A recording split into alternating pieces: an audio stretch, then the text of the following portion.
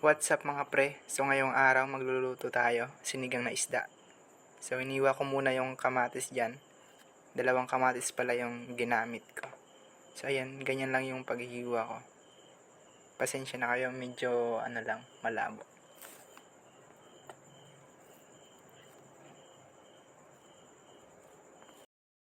So yun mga pre, sariwang isda pala to yung lulutuin natin. Kakabil lang nito.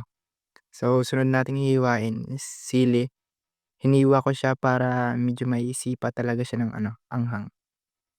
Kasi mahilig ako sa anghang mga pre. So yun, 3 sili yan. Tapos hiniwa ko na rin yung sibuyas. Nung bumili ako ng sibuyas tawa ako kasi ang liliit ng mga sibuyas, pero sige, G na yan. So yan, binalatan ko muna. Medyo mahirap siya balatan kasi nga maliit. Yun. So, yan, hiniwa ko na. Hinati ko lang sa 2.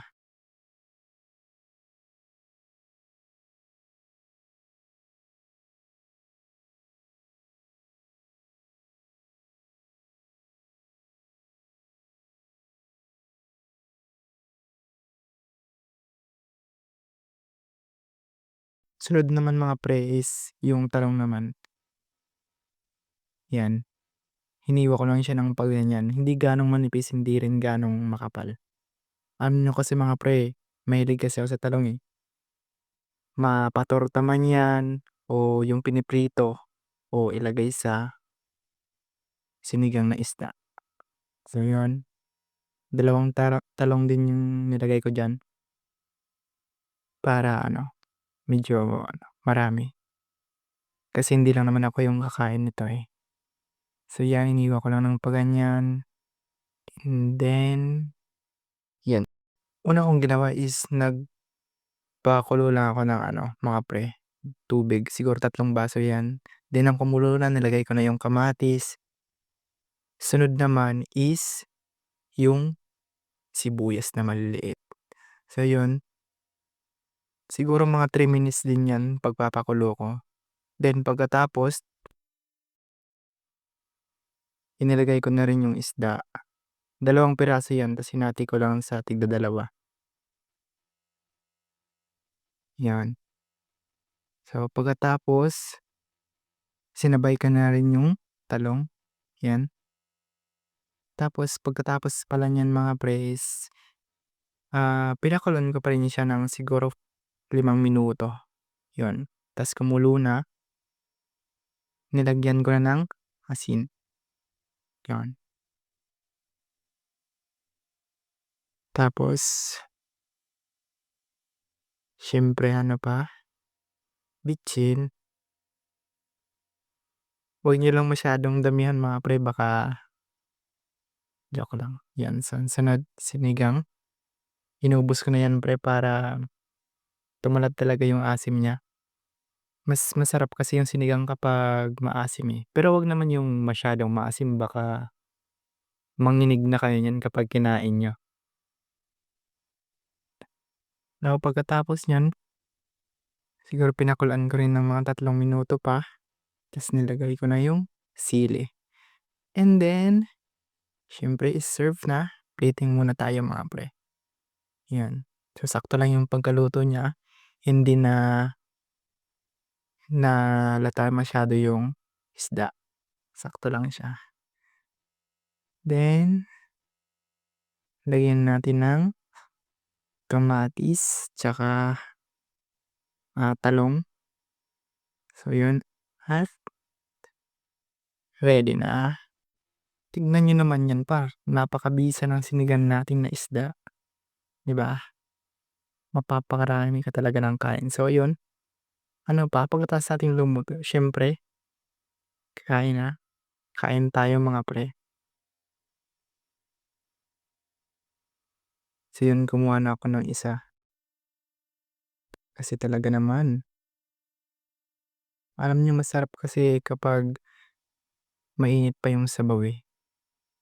Ayan, bahala na kayo diyan. Basta, kain na muna ako. Ayun.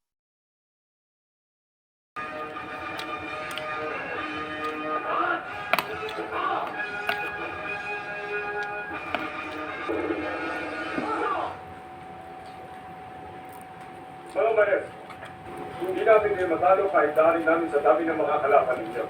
Kaya, kayong dalawa labanan ninyo ako. Pagkagawa ninyo akong papagsakit sa sahig, makapapasa kayo sa pagsubok. Pero pag kayo naman ang bumagsak, talo na kayo at inihiling namin na umuwi na kayo.